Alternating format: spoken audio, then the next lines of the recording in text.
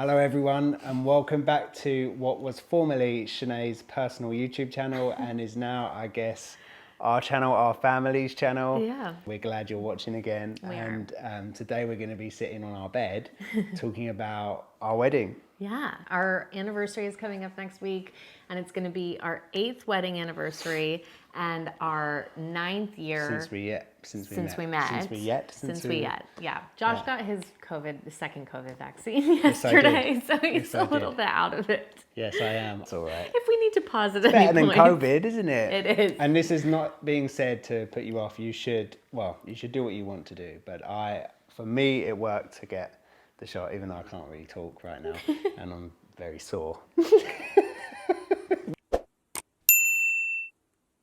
So dating ourselves massively because I thought this would be a fun video to do because you guys are so involved in our family's journey, and obviously our family started with just the two of us, and our wedding took place like pre-Instagram, pre-YouTube. I think Instagram existed, but obviously it wasn't at the level that I took it to, you know? So we didn't share a lot of photos or do anything like that because we weren't avid social media users at the time. I actually disagree. I probably used social media more than I do now. I would say so, yeah. We had Instagram. Did we? Yeah, that's how we let people know we were married. I thought we did it on Twitter. So I have to preface with the fact that I was not the little girl that dreamed of her wedding day. So I really did not think about my wedding or what that might look like one day at all prior to deciding to get married to you. And then I got really into it. I had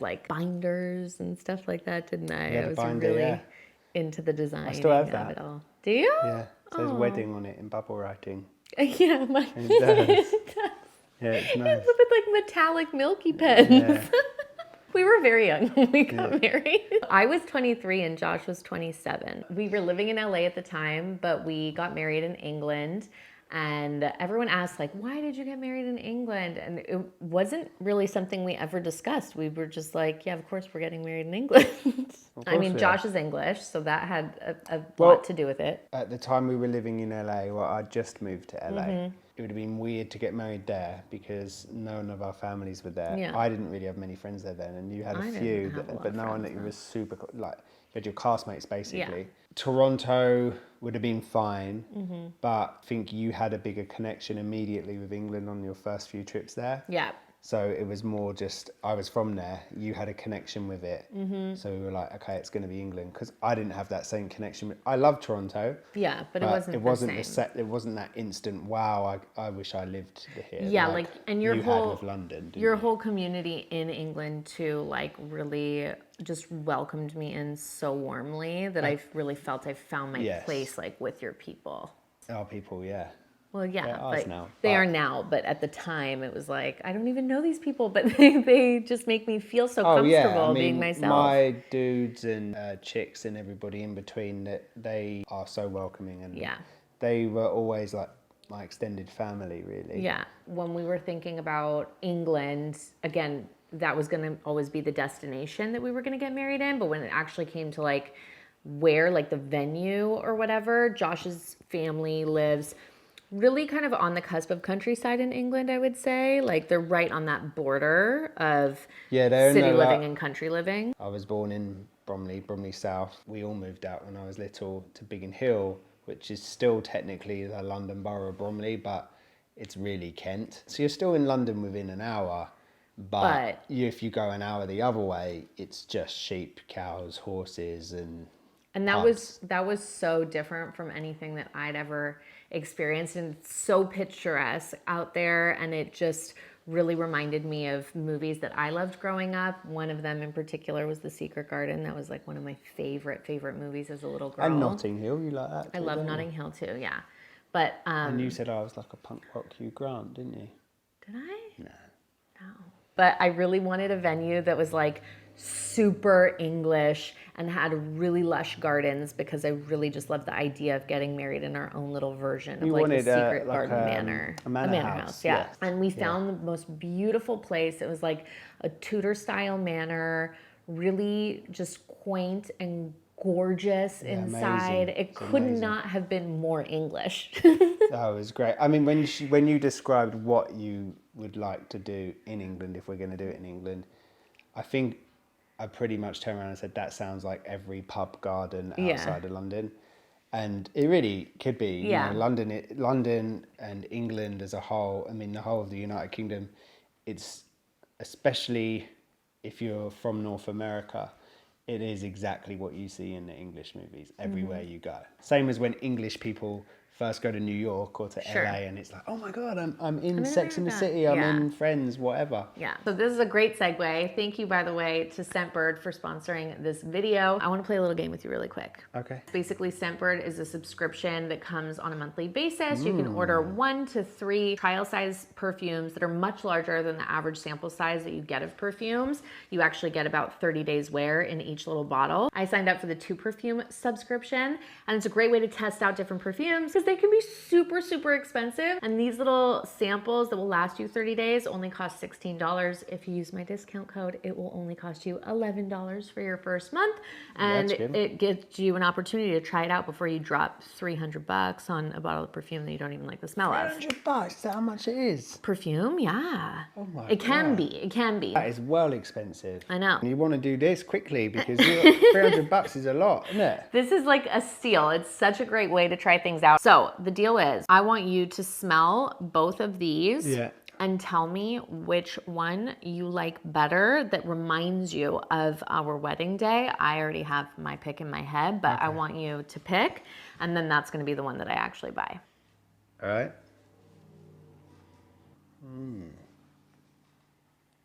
I think it's that one.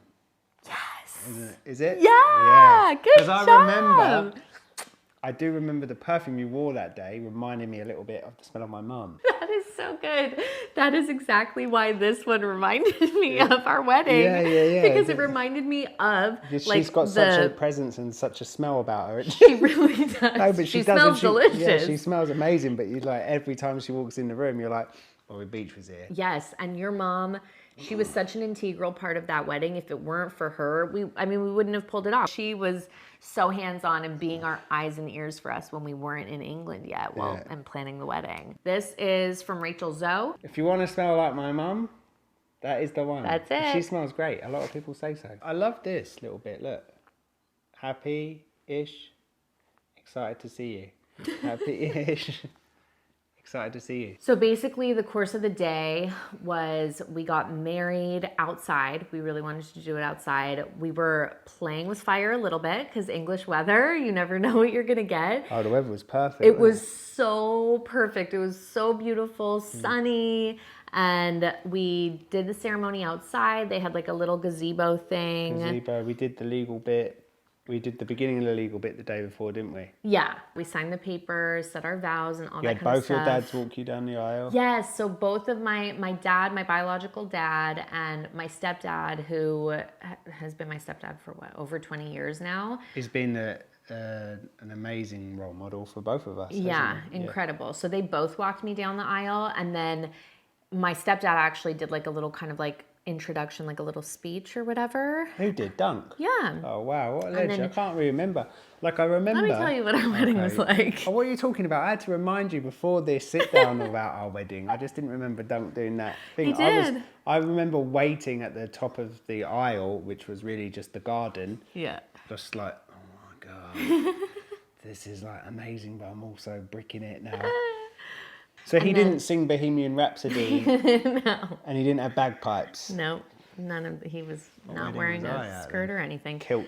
And then Josh and I said kind of like makeshift vows to each other, just like off the cuff things that we wanted to say. Yeah. And then we went to this gazebo where like the registrar was there and we did the whole I do like proper vows, signed the papers, had our witnesses there and all that kind of stuff. But there was only 12 or 14 people? I think, 14. It was just our really immediate families. No cousins or anything. Oh, my aunt and uncle were there. Yeah. And then we each had a best friend there. Maid of honor. Well, you know, your little sister was your bridesmaid, wasn't she? Oh, she was the flower girl. Yeah. Yeah. She was like... I wanted that job, but I was already getting married. So you already had a role. Yeah. We just didn't want it to be a day that was like about everybody else or managing things. We wanted it to really be a day that was just about us celebrating our love and like doing what we were there to do, which was get married. And we were really excited about that. Well, I think definitely. But I think at that time too, depending on where we were in the world, you couldn't really leave the house without somebody asking for a picture or a paparazzi being around or whatever at that time. Right. And so having a picture taken and, you know, being like on display for everybody was so normal at that time. And I think we really wanted the opposite of that. Yeah. If we could have just like run off and done it on our own, we would have. Yeah, but we wanted to do it for our families and stuff. Yeah, it was for your nonna and my mum, obviously, everyone. Now, I'm glad we did it for ourselves. Oh, yeah, definitely. Now, but at the time, we were just like, look, we know what we were about. Yeah. We know we're young. We know it isn't going to be, you know, when you get married when you're young, it's not, you're signing up for like a lot of change. You know, I think I mean, everybody's always changing, of course, and growing, and that's amazing. But I think when you're in your 20s, and especially your early 20s, you're changing a lot. You're changing every week, every month. And we knew that we were signing up for that. And it was like, look, we are going to change, we are going to grow, but let's do that together. Yeah. You know? Yeah. It was really nice. What? The whole day. It was amazing, yeah. It was amazing. And honestly, like, I wouldn't have had it any other way. I'm so glad that we did have our immediate family there because it was so special. It's the best. But I'm so glad that we didn't go all out and have like 100+ guests at the ceremony and all that kind of stuff. With that being said, we did have a rave after. Okay, well, before we get to that. Yes, in a pub. Because we did, yes. But before we get to that, I just want to quickly talk about some of the like decorations and what the vibe of the wedding was like. So some of like the decor details or whatever that is just a fun thing to mention because I love seeing that kind of stuff for people's weddings. Like obviously our vibe is, as you know, quite like, black rock and roll. So I had a black wedding dress. A lot of people know that already. It wasn't meant to like make a statement. It was just something that I was most comfortable in. I absolutely love that dress. Still in a suitcase at my mother-in-law's house and has been. It's coming. It's finally coming home, but it's been there ever since we got married. Like football this summer, if you know what I mean, you know what I mean? Yeah. With our flowers and stuff, initially, I wanted dried roses and like dried flowers hung upside down everywhere. And my mom was like, you cannot have dead flowers at your wedding. And I was like, but a little bit morbid, wasn't it? I guess so, but it was just like very our vibe. And so dead and upside down. It was just dried flower. I always had dried flowers in vases and stuff. We went to the flower market and bought a bunch of stuff, and really everything was like dark. I wanted like any kind of like black or really deep purple flowers I could find, dark burgundies and reds. It was really even dark beautiful. Green for the ivy and stuff. You didn't want any like lush looking. No, I wanted everything to be really rich. When we went inside, we had them like hanging in trays outside where we were doing our ceremony, but then when we went inside to eat dinner, the dinner table and like that whole room literally looked like a pirate ship. Like it was so cool. Everything was like rich and kind of gothic and a little bit gaudy, but it was just so perfect. We had a roast dinner, didn't we? Shall we talk about the rave now? Yeah. Yeah, it was good. So like I said, we went inside, we had dinner in this beautiful hall. We had a beautiful like English roast dinner. Again, super, super English roast beef. It was my mum took incredible. My mum's like such a feature in this video, isn't she? Always. But she actually took a piece of roast beef. She loved it so much she took a spare piece of roast beef and put it in her handbag. Yeah, my best friend was there and didn't finish her beef, and she literally wrapped it up and put it in her purse and ate it later. That's how good it was. So after that is when we invited a few more friends to come and party with us. I think we probably had like maybe 40, 50 people there, tops. Honestly, we don't really remember because we got really wasted. But it was a good time. Yeah. Haven't really drunk much since after that, to be honest. We basically invited like 40, 50 people, extra friends, mostly Josh's friends, obviously. I had a couple friends fly out from Canada and LA. Anna Lynn flew out. My friend Mike and Amy flew out. And they all came to party with us in the evening time because in the manor house, they had like a literal mini pub. It was so cute. They had a full bar And like the ceilings were really low with wooden beams everywhere. It was so cool. Yeah. And everyone came to just have a good time, and a good time was had. But Cotton Eye Joe was a thing, wasn't it? Cotton Eye Joe was a thing. My nonna, who was like 80 something, I think she had just turned 80 or 81. She was dancing. She was dancing to Lil Wayne. And we taught her how to Dougie, didn't we? Yep, we taught Nonna how to Dougie. There was a Nonna chant at one point, which made her so happy. Everyone was like, someone did a backflip. Nonna. Someone did a backflip, and then I think it ended with everybody on each other's shoulders, didn't it, at the end? I can't even remember. It was an absolute shit show, and it was like the best night of our lives. Yeah, I mean, we really had a lot of love. For those thinking, oh, I saw pictures of your wedding online. You wanted it to be private, but why were there pictures everywhere? So, someone sold us out, and it went to the paparazzi. We never leaked any pictures. And once we knew the paparazzi were there, that was when we posted one on Instagram. Was it on Instagram? Or Twitter, but whatever we did. Because we didn't want the paparazzi to make money off of our day. Our day, yeah, because it became like a stressful thing. They were like hiding in the bush. It was weird, wasn't it? It was a bit over the top. It was a bit over the top. It was really over the top because one of them slept in a tent. Yeah, like everyone had told us prior to the wedding, like, you guys better be careful. You better have security. Blah, blah. I was like, you're insane. We are not Brad and Angelina. Nobody's going to give a shit that we're getting married in the countryside, in England. Nobody's going to care. No. And then we had gotten the heads up that they saw two dudes in a camo tent in the field behind the property, over the fence from the property, and so be wary. So we did have your sister's friend come and do security for us. He was a family friend. He's an MMA fighter. So he came to do security, and then as we were literally finishing our vows, and we were so excited, and it was all good and great. You literally just saw this guy book it across the field. Want this guy? And I was like, "What's going on?" And he had caught these guys. They were in a tree. He didn't put hands on him, though. He handled it really well. I think ultimately he ran after him, and then they saw the size of him. Just freaked out and left. In that exact moment, I was like, take a picture of us right now on our phone. We're posting it on social now because I don't want these guys profiting off of our day that we fought really hard to keep really intimate and small. There was no harm done. No. Everybody's got to make a living somehow. Yeah. Just we wanted to keep that in particular private, and unfortunately somebody did talk to someone or something. Whatever, is what it is. It now adds to the story. Totally. And it was pretty funny watching this massive MMA fighter chase a load of photographers up the street. I pulled this out of my closet, which you probably have not seen. Oh, you put that on in the evening, didn't you? Yes, this was the dress that I wore. I changed into the evening portion of the wedding.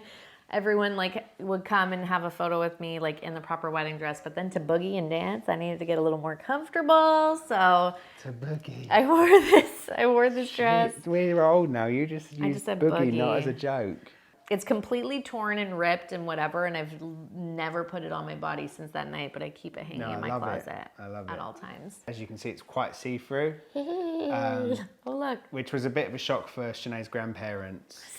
I had a bra on, okay? But I matched our decor. Did I not match perfectly with the decorations? It's stunning. It was all great. We stayed there. That was great. It was all great. We were amazing. Up until 3 or 4 a.m. drinking with the guy who owned it. Marcus. And Mike Deuce stayed late with us. And his mom. Mike Deuce and his mum were there. Well, Mike's a very, very dear friend of mine, and you just become friends with him through me. And he'd really you guys got on so well. And so he stayed, and I think... My agent from Toronto. She was there a while. My dad was there for a while. Cheryl and Matt, who was my agent at the time. And then I think maybe it was Nick Brown, maybe? Probably. Nick Brown, he played in my band Beech. Loving it.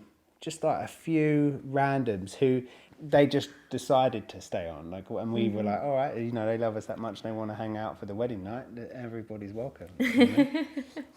It was just which again was a little bit weird. No, but we didn't want it to end, and everyone had to leave. Most people had to leave. I think it was there were taxis, weren't they? Well, yeah, because it was an 11 p.m. or maybe a midnight curfew. Well, at that time in England, you couldn't, no, it weren't midnight. At that time in England, the pubs had to be shut by 11, and that was technically a pub. Right, exactly. They couldn't sell alcohol past 11. So everyone had to go. And as Shenae said, we were all raging, so no alcohol. It was game over, everyone wanted to leave. They were like, we like you hanging out with you guys, but we were off. It was the perfect amount of time, the perfect amount of people, the perfect place. Like, it could not have gone any smoother. It wasn't stressful at all. Like, I hear people talk about wedding stress and all that kind of stuff. Like, our situation was not stressful at all. It was just really beautiful and fun. My biggest disappointment of our wedding, do you know the answer to this? Oh, that we didn't take the cake home? That nobody freaking ate the cake. I made it so well. We had this cake testing. Okay, guys, I'm very pregnant right now, but pregnant or not, I love cake more than I love most things on the planet.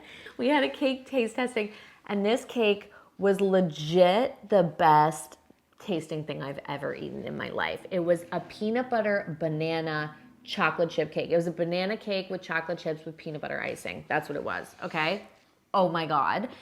Best cake ever. It was decorated beautifully. We had real flowers on it, just like simple white cake with real flowers on the top. It was so gorgeous. Nice. We did the cake cutting, then they took it away to go slice it up, chop it up for people, and put it on the side. Not a damn person. Well, they put it in the wrong place. They put it somewhere. Everyone at that point was drunk, having fun. Not a damn person at our wedding ate our delicious wedding cake, really? Myself included. Person? No. I had some. Did you? Yeah. Really? Yeah. I'm really jealous right now. Everybody shoved it in you chucked it in my mouth. Well, just when I shoved it in your face or whatever, but you didn't like properly sit down and enjoy and eat it, did you? Oh no, I was at a wedding. Yeah. Right. Well, I would have been the one in the corner eating the cake. Nobody got to enjoy that beautiful cake, and I don't even know who made it, but it was the best cake that I've ever tried. Thank you for making it. And if you're watching it and you made it, please just make Shenae another one, because she goes on about it all the time. Just send me a slice. I've talked about this cake for 8 years. Yes, you have. What would you say your biggest highlight of the wedding was? Getting married. Oh, that's so nice. What? Is that a trick question? No, of course that was the best bit. Well, I didn't know if there was like a moment with somebody. Oh, I'd been to the pub with all those people lots of times before that. Right. No, yeah, getting married. Well, the wedding day was incredible and everything that we never dreamed it to be. We were just so excited to be married, and like the best part was like knowing that we got to wake up tomorrow and every day after that being married and going on our honeymoon, just the two of us as married people, and getting to really celebrate just with each other. I think that was like the best part of that period of time. Congratulations. Congrats on being married to me. And congrats on being married to me. That's the arm that really hurts, the one you just... sorry. It's okay. Well, thank you guys for watching this video. We hope you enjoyed hearing a little bit about our intimate big day. Sounds sexual. Intimate big day. If you guys aren't already subscribed to the channel, then please make sure that you click that little button and do that, because we would love to have you join the fam. And we will see you next week for another Life's a Beach vlog.